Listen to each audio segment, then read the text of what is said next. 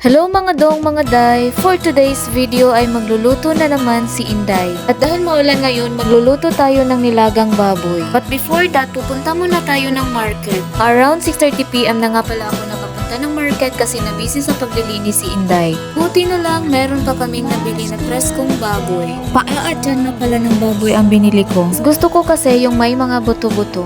Ang buto-buto. Nag-i-enjoy kasi ako kumain.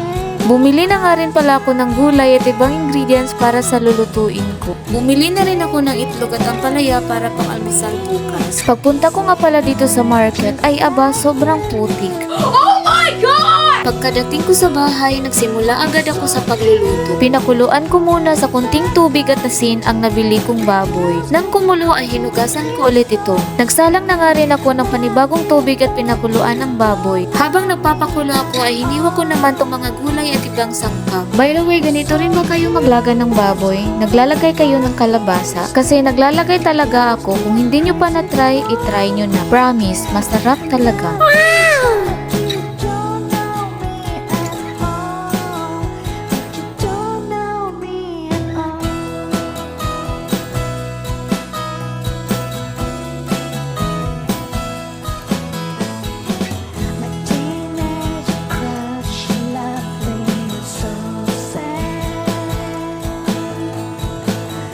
Nang kumulo na ay nalis ko na ang namumuo sa ibabaw at sa gilid ng kaserola. At nilagay ko na ang luya, sibuyas at kamatis. Yes po, naglalagay na rin ako ng kamatis para mas masarap. Isinabay ko na nga rin ang kalabasa. Naglagay na nga rin ako ng asin at pampalasa. Pinakuluan ko muna ito hanggang sa lumambot ang baboy. Nang medyo malambot na ang kalabasa, ipinisa-pisa ko naman ito. Sabihin yung weird pero ganito talaga ako magluto.